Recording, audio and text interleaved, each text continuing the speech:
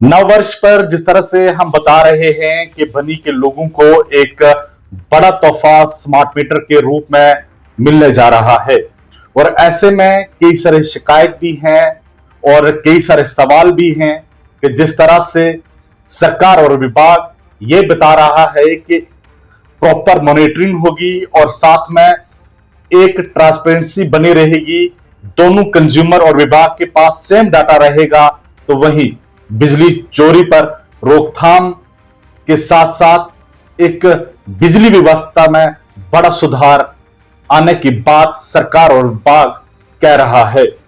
लेकिन इस पर जनता के कई सारे सवाल हैं, कई सारी शिकायतें भी हैं, लेकिन आज चर्चा करेंगे उन तमाम सवालों पर, उन तमाम जो लोगों के सवाल हैं या शिकायतें हैं उन पर। हमारे साथ आज बातचीत के लिए इसी मुद्दे पर जुड़ी हैं भाजपा की नेत्री काजल राजपूत। आइए जानते हैं कि क्या समझते हैं और किस तरह देखते हैं इस स्मार्ट मीटर को लेकर जो बनी के लोगों को नववर्ष पर तोहफा मिलने जा रहा है।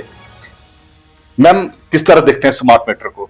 नए वर्ष पर स्मार्ट मीटर के रूप में तोहफा मिलने जा रहा है बनी के लोगों को, क्या समझते हैं, किस तरह देखते हैं? Thank you for having me और सभी देख रहे देशवासियों को मेरी तरफ से नववर्ष की हार्दिक शुभकामनाएं। और स्मार्ट मीटर की आप बात कर रहे हो तो मुझे लगता है कि एनसी का मॉडल जो है वो वादे अधूरे और बिल पूरे का एक तरह से मॉडल बन के रह चुका है। और मुझे लगता है कि अब्दुल्ला साहब अपनी आंटी जी से प्रभावित होकर कि उनकी आंटी अगर पे कर सकती हैं तो शायद पूरा जम्मू कश्मीर पे कर सकता है। लेकिन मैं समझती हूँ कि उनको थोड़ी सी इस चीज में जमीनी हकीकत से रूबरू होना चाहिए कि हर जगह उनके आंटी अंकल नहीं रहते हैं। हमारे बनी जैसे इलाके, हमारे पहाड़ी ग्रामीण क्षेत्रों में गरीब जनता रहती है जो उनके इस तरह से इन भारी भरकम बिलों को पे नहीं कर सकती है। और स्मार्ट मीटर, मैडम ये तो आप सियासत की बात कर रहे हैं कि अमर अब्दुल्ला ने क्या कहा, सरकार ने क्या कहा, लेकिन जिस तरह से विभाग एक बड़ी उपलब्धि से मानता है कि बिजली की चोरी रुकेगी, एक प्रॉपर मॉनिटरिंग होगी, कहीं ना कहीं बिजली का बोझ जो लोगों के ऊपर है वो कम होगा।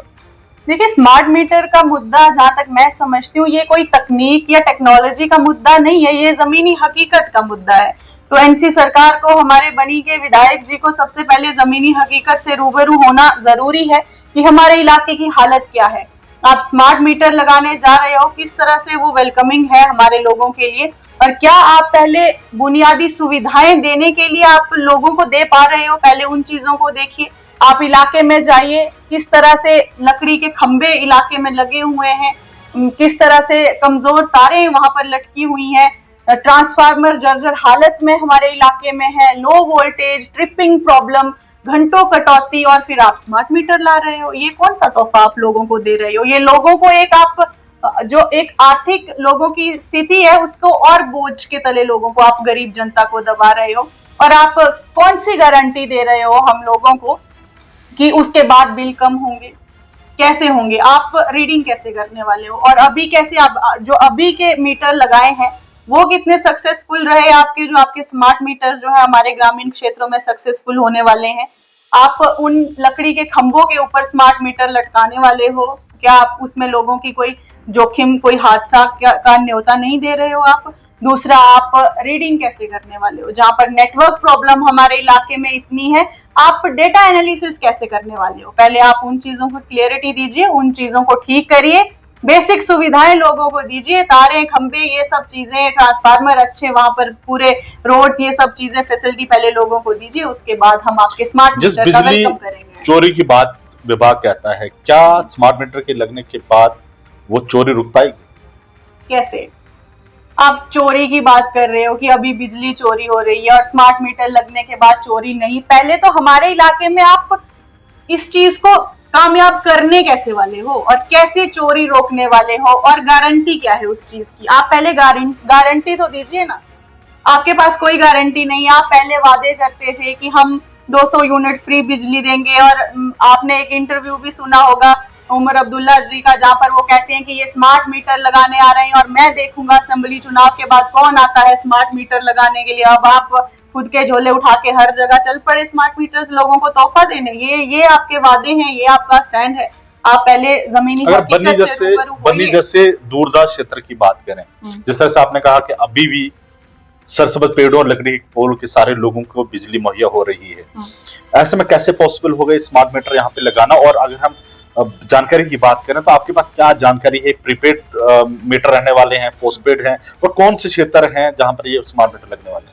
देखिए, ये मैं समझती हूँ कि शहरों तक शायद ये ठीक हो सकते हैं, और आप जाकर कठुआ या जम्मू, जहाँ कश्मीर, जहाँ ये लगे हैं, आप पहले तो मैं समझती हूँ कि आप उन लोगों से बात करें कि वो लोग कितने खुश हैं, इस चीज से प्रभावित हैं। उसके बाद आप हमारे इन गरीब क्षेत्रों में, ग्रामीण क्षेत्रों में आइए, और आप जैसे बात कर रहे हो कि कैसे मतलब ये सक्सेसफुल होंगे, किस तरह से लोगों को क्या बिल कम होंगे इसमें, तो मुझे तो नहीं लगता कि ऐसी कोई भी चीज यहाँ पर ऐसी होने वाली है। और हमारे एमएलए साहब तो बातें बड़ी बड़ी करते हैं, वो हमेशा से बातें करते हैं, लेकिन वो उनके सोशल मीडिया तक ही सीमित रहती है, जमीनी हकीकत वैसी कुछ है नहीं है।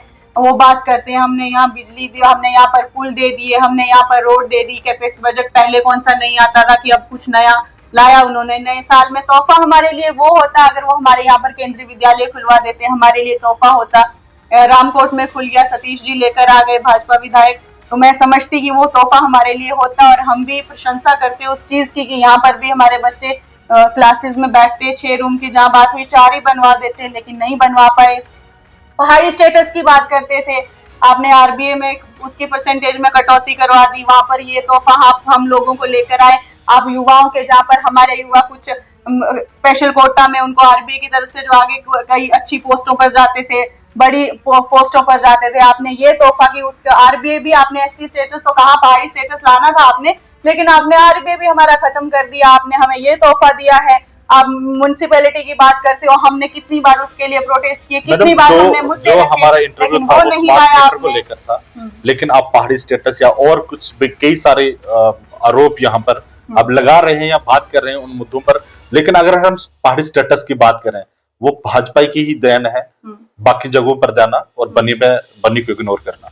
देखिए, भाजपा ने मैं समझती हूँ कि आप बनी में डेवलपमेंट की बात करते हो, आप आज भी जो, अगर चाहे आप बारिश के नुकसान की बात कर लीजिए, भाजपा हर जगह पब्लिक के लिए खड़ी है। आज आप बनी जैसे इलाकों में देखिए, चंद पंचायतें कुछ रही होंगी जहां पर रोड नहीं पहुंचा है, और जब भाजपा के एमएलए थे या भाजपा यहाँ पर थी, हमारे एमपी साहब ने मैक्सिमम इलाकों में रोड दिए हैं। और आज जो पैसा आ रहा है वो क्या अब्दुल्ला सरकार ने दिया है? क्या वो हमारे एमएलए ने अपनी जेब से निकाल कर दिया है? वो भी सेंटर ही दे रहा है, वो भी भाजपा सरकार ही दे रही है, ये कोई एनसी सरकार नहीं दे रही है। ये लोगों को एनसी सरकार का कोई तोहफा नहीं है, बट हाँ, हमारे यहाँ के नेता कुछ अपने आप में वो स्मार्टनेस वहां पर जरूर दिखाते हैं। स्मार्ट मीटर एनसी सरकार लेके आ रही है। हम स्मार्ट मीटर एनसी सरकार के जब पहले चुनाव से पहले जब वो वादे करती थी कि हम हटा देंगे, अगर भाजपा ला रही है, जब आपने सुना होगा जब उमर अब्दुल्ला जी कहते थे कि भाजपा तोहफा दे रही है लोगों को स्मार्ट मीटर लगाने, ये तो मैं वही बात होगी ना, ये इंटरव्यू लंबा जाएगा हमारा, भाजपा ने लाया है, मैं इस बात को खत्म करना चाहूंगी। ये इंटरव्यू लंबा जाएगा, लेकिन ये वही बात होगी, अगर कुछ हुआ तो सेंटर ने किया, अगर कुछ नहीं हुआ तो कोसेंगे यहाँ की स्टेट को, यहाँ की सरकार को कि यहाँ की सरकार क्या कुछ नहीं कर रही है। लेकिन सवाल यहाँ पर ये है कि बिजली जैसे जिस मुद्दे को लेकर हम बात कर रहे हैं, चर्चा कर रहे हैं, क्या बिजली जैसे बिलों की समस्या खत्म होगी इन स्मार्ट मीटर के लगने से? देखिए, आप जो बात कर रहे थे, पहले मैं उस चीज को पूरा करूं। जब एनसी सरकार यहाँ पर पावर में नहीं थी, तब वो कहते थे कि एलजी साहब या भाजपा सरकार यहाँ पर बिल्स ये स्मार्ट मीटर लेके आएगी, मैं पहला इंसान होगा जो उनको लगने नहीं दूंगा, उखाड़ूंगा। अब आप पावर में हो ना, आप क्यों लगने दे रहे हो? आप क्यों लगा रहे हो? अगर वो गलत चीज थी या आप कह रहे हैं कि भाजपा गलत करी या भाजपा ने वो चीज लाई है, तो आप रोक सकते हो ना। अभी आप क्यों वो तोहफा फिर से लोगों को दे रहे हो? आप क्यों वो लोगों के ऊपर चीजें थोप रहे हो? और आप जैसे कह रहे हो कि कुछ अच्छा हुआ, आप कहोगे आपने किया, वो चीजें रियलिटी में है ना। वो चीजें आप बताओ, क्या भाजपा कहां पर आज गरीब जनता से पीछे है? आप बुजुर्गों की बात करिए, आप युवाओं की बात करिए, आप महिलाओं की बात करिए, कितनी स्कीम्स तो भाजपा दे रही है। लेकिन जब एनसी सरकार अब पावर में है, तो एनसी सरकार खुद के वादे किए हुए, जो वादे किए थे, चलिए ये सियासत की बात है, लेकिन हम तो मुद्दों के ऊपर बात करेंगे। जिस तरह से मैं बता रहा हूं कि जो लोग, फिर वही सवाल पे आऊंगा, जो लोग बिजली के बिल को लेकर परेशान हैं, वो कहते हैं कोई मॉनिटरिंग नहीं हो रही, जो अभी जो मीटर सही लगे बात हुए है, हैं कोई लोग कह रहे हैं कि नहीं रीडिंग नहीं हो रही है, बिल रीडिंग के पर्चे आ जाते हैं। अकॉर्डिंग रीडिंग के अकॉर्डिंग बिल नहीं आते हैं। क्या स्मार्ट मीटर के लगने के बाद वो समस्या खत्म होने वाली है? देखिए, पहले सुविधा क्या फिर समझते हैं? तकनीक, पहले सुविधा होगी फिर तकनीक फिर टेक्नोलॉजी को एक्सेप्ट किया जाता है। जब आप बेसिक सुविधाएं नहीं दे पा रहे हो, आप तकनीक को कैसे यहाँ पर इम्प्लांट करने वाले हो और वो सक्सेसफुल करने वाले हो? आज जो मीटर लगे हैं, जहाँ पर लोग पहले 50-100 रुपए बिल दे रहे थे, आज 500-500 रुपए दे रहे हैं, और जो 500 दे रहे थे वो 100 दे रहे हैं। ये चेंजिंग आई है, इससे ज्यादा तो कुछ आई नहीं है।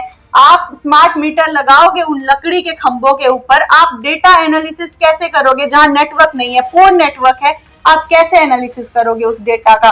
क्या गारंटी है कि वो डेटा आप यहाँ से सही भेजोगे और वो बिल प्रॉपर उतने ही आएंगे जितना हम यूज कर रहे हैं? आज तो अभी ऐसा कुछ नहीं है। उसके लिए आपको पहले जमीन पे जाना पड़ेगा, रियलिटी देखनी पड़ेगी, खंबे प्रॉपर लगाने पड़ेंगे, नेटवर्क फैसिलिटी आपको प्रॉपर देनी पड़ेगी, आपको तारें सही लगानी पड़ेंगी, आपके पूरी सुविधाएं आपको प्रॉपर देनी पड़ेंगी। उसके बाद आपके स्मार्ट मीटर यहाँ पर सक्सेसफुल होंगे। लेकिन जो अभी का सिनेरियो है, जो अभी की रियलिटी है, वो यही है कि आप बेसिक सुविधाएं नहीं दे पा रहे हो, लेकिन आप बड़े बड़े हवाई जो फायर हैं वो किए जा रहे हो, और वो आपके नए साल में वो आप अपने आप को तोहफा दे रहे हो। क्योंकि आप दे सकते होंगे, आपने अपनी सैलरी के लिए वहां पर बातें की, असेंबली में तालियां पीटी वहां पर, अब लोगों ने आपको वो गिफ्ट दिया है कि आप घर पे बैठ के पेंशन ले सकते हो, आप वो उसका वेट कर रहे हो, लेकिन लोगों को आपने कोई सुविधा नहीं दी और कोई तोहफा नहीं एक आखिरी सवाल आना चाहूंगा कि जिस तरह से हमने अक्सर इस मुद्दे को लेकर कई बार बात की, और वाहिद बनी अपडेट एक ऐसा चैनल है जिसने ये आवाज सबसे पहले उठाई कि अगर बनी को सब डिवीजन का दर्जा दिया गया है, अगर आज किसी व्यक्ति को, ये मौजूदा विधायक से भी मैंने सवाल पूछा कि अगर किसी व्यक्ति को भंडार जैसे इलाके से उठकर या किसी और इलाके से उठकर कहीं जाना हो बिजली की समस्या को लेकर, वो कहां जाएगा? क्योंकि बिजली विभाग का कार्यालय बनी में नहीं है। फिर कैसे हम कह सकते हैं कि हमारा बनी सब डिवीजन है, जब कई सारे कार्यालय सब डिवीजन के अभी भी वो कोई बसोली में है, कोई बिलावर में है? हम कैसे समझे कि हम सब डिवीजन के अंडर आते हैं? खुद को कैसे माने कि एक समस्या को लेकर अगर हमें कहीं जाना तो कहां जाएं बिजली की समस्या को लेकर? देखिए, सब कल के लिए जब स्मार्ट मीटर की कोई समस्या आती है, विभाग कहता है हमारे पास एम्प्लॉय जो वर्कर्स नहीं है, हमारे पास एम्प्लॉयज नहीं है, तो लोग कहां जाएंगे? आज तो कहते हैं कि हमारे पास मीटर रीडिंग वाला कोई नहीं है, हम प्रॉपर मीटर रीडिंग कर ही नहीं सकते, हमारे पास एम्प्लॉयज नहीं है। तो कैसे पॉसिबल है कि आने वाले समय में कि जब ये स्मार्ट मीटर लगेंगे तो बिजली जो व्यवस्था में सुधार आने वाला है? देखिए, टेक्नोलॉजी जो होती है वो लोगों की सुविधा के लिए होती है, ना कि उनके ऊपर बोझ बनाने के लिए या कोई आर्थिक दबाव बनाने के लिए। हमारे यहाँ पर कोई टेक्नोलॉजी का स्टाफ नहीं है, हमारे पास कोई सर्विस सेंटर नहीं है। तो वही मेरा भी सवाल है कि जब लोगों को प्रॉब्लम आएगी, जब तकनीकी कोई प्रॉब्लम आएगी, जनता किसके पास जाएगी? उसका हल कौन निकालने वाला है? पहले आप उसका हल निकालिए, उसके बाद अपने स्मार्ट मीटर लाइए। आप बड़ी बड़ी बातें कर रहे हैं, मिनी सेक्टर, आप हॉस्पिटल में एक डॉक्टर तक तो ला नहीं पा रहे हो, आप हमारे स्कूल की हालत तो सुधार नहीं पा रहे हो, आप हमारे रोडों के खड्डे तक भर नहीं पा रहे हो, और आप बड़ी बड़ी बातें कर रहे हो। कार्यालय ना होने की वजह से कितनी बड़ी समस्या मानते हैं आप? समस्या है, बहुत बड़ी समस्या है, लेकिन एक सवाल ये भी उठता है कि अगर कार्यालय बनता है तो हमारा इतना दूर दराज पहाड़ी क्षेत्र है, वो लोग क्या यहाँ पर पहुंचकर अपनी समस्याएं हल करवाने के लिए सक्षम होंगे? ये बड़ी दूर की बात है, और ये बहुत बड़ा जो एक इंफ्रास्ट्रक्चर बने, इसके ऊपर एक प्रॉपर एक आपका मॉडल बने, ये चीजें तभी संभव हो पाएंगी। जो मेरी समझ है, जो मैं समझती हूँ, आपको हर इलाके में रोड होगा, आपके हर इलाके में नेटवर्क होगा, बिजली पानी जैसी सुविधाएं होंगी, जो बेसिक सुविधाएं हैं। उसके बाद जब किसी को आना है, उसके पास एक छोटी सी व्यवसाय कोई काम होगा कि वो किराया खर्च के आ पाएगा। आप टूरिज्म की बात करते हो, आप टूरिज्म, कितना टूरिज्म लेके आए आप यहाँ उसके पर? 2 टुकड़े हैं आज भी मैडम, अगर आपके पास जानकारी मेरे पास जानकारी तो है, का बिलावर में करे ना, क्यों नहीं आप बनी को उन सुविधाओं से आप क्यों नहीं तोहफा देते हो? बनी को देना, पावर में वो भी हो, एलजी सरकार के तनवर में ही हुआ था, उसका एक हिस्सा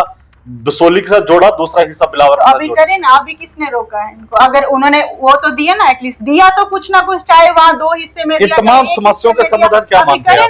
कैसे समाधान होगा? अगर हम आरोप प्रति आरोप से हटकर सियासत से हटकर अगर बात करें, इनके तमाम समस्याओं के समाधान क्या है? क्योंकि लोगों को अच्छी शिक्षा चाहिए, लोगों को अच्छी हेल्थ व्यवस्था चाहिए, उनको अच्छी रोड चाहिए, उनको अच्छी बिजली सप्लाई चाहिए, अच्छा पानी चाहिए पीने के लिए, साफ पानी चाहिए, युवाओं को रोजगार चाहिए। लेकिन हम देखते हैं कि एक तरफ आरोप, एक तरफ प्रति आरोप लगते जा रहे हैं। हम देखते हैं सियासत हो रही है, हम देखते हैं कि अलग अलग बातें की जाती हैं, लेकिन जमीनी हकीकत कुछ और होती है जिसका आम जनता को कोई फायदा नहीं, कोई लाभ नहीं मिलता है। समाधान क्या है? कैसे बीच का रास्ता निकाला जाए ताकि बनी को लोगों को सीधा उसका बेनिफिट मिले? समाधान ये हो सकता है कि अपने पर्सनल बेनिफिट और अपने 4 लोगों का बेनिफिट छोड़ के अगर आप जनता के बेनिफिट के बारे में सोचेंगे तो शायद इसमें सुधार होगा। और बड़ी बड़ी बातें, सोशल मीडिया की राजनीति को छोड़ के जब आप जमीनी राजनीति करोगे तो शायद इसमें सुधार होगा। लोगों को तुड़वाने के, जाति का ट्रेडिशन के ऊपर भड़काने से ज्यादा अगर आप लोगों की जो समस्याएं हैं, पानी, बिजली, रोजगार, इनके ऊपर बात करोगे तो शायद इसमें बदलाव होगा। और बनी की जनता को इन चीजों के ऊपर भाजपा हमेशा स्टैंड लेती थी, लेती है और हमेशा लेती रहेगी। जब भी बनी की जनता को इन चीजों की या किसी भी, हमेशा हमने आवाज उठाई है और आगे भी हम उठाते रहेंगे। चाहे वो पहाड़ी स्टेटस हो, चाहे आरबीआई का मुद्दा हो, चाहे वो केंद्रीय विद्यालय का हो, चाहे वो म्युनिसिपैलिटी का हो, चाहे स्मार्ट मीटर का होगा, चाहे बिजली पानी जो हमारे एजुकेशन सिस्टम का होगा, चाहे हेल्थ सिस्टम का होगा। भाजपा ने हमेशा आवाज उठाई है और हमेशा उठाई। अंत में स्मार्ट मीटर को किस नजरिए से देखते हैं? देखिए, ये इस वक्त जो सिनेरियो है वो एक्सेप्टेबल नहीं है। स्मार्ट मीटर बनी जैसे हमारे पहाड़ी क्षेत्रों में, बनी, बिलावर, बसोली जैसे इलाकों में आपको पहले बेसिक फैसिलिटीज दीजिए। आप वो लकड़ी के खंबे बदलवा के वहां पर प्रॉपर जो लोहे के खंबे होते हैं वो लगवाइए, अपनी तारें प्रॉपर करिए। जो लटकी हुई हैं या वो लोगों की जो है आप जानों के साथ खिलवाड़ कर रहे हो, उसको उसमें सुधार लाइए। उसके बाद शायद आपके स्मार्ट मीटर्स का वेलकम 200 यूनिट बिजली फ्री देने की बात भी हुई थी, वादे भी हुए थे। अगेन वही बात, वादे अधूरे और बिल पूरे। ये लोगों को स्मार्ट मीटर, मैं समझती हूँ कि लाइट नहीं बढ़ाएगा, ये लोगों के ऊपर आर्थिक बोझ को बढ़ाएगा। बहुत बहुत शुक्रिया बात करने के लिए। और हमारे साथ ये भाजपा की नेत्री काजल राजपूत बातचीत के लिए जुड़ी थी और जिस तरह से इन्होंने बताया कि ये एक बोझ जो है वो डाला जा रहा है लोगों के ऊपर, और लेकिन जिस तरह से सच्चाई ये भी है कि अभी भी कई सारे ग्रामीण क्षेत्र में लकड़ी के सहारे और सरसब्ज पेड़ों के सहारे जो है वो बिजली लोगों को मुहैया हो रही है। चाहे था कि गांव वासियों के अच्छे पोल चाहिए थे, अच्छी तारें चाहिए थी, अच्छी व्यवस्था चाहिए थी, लेकिन नव वर्ष पर स्मार्ट मीटर का तोहफा उन्हें उसके बजाय मिलने जा रहा है। बनी अपडेट के लिए मैं हाफिज कुरैशी।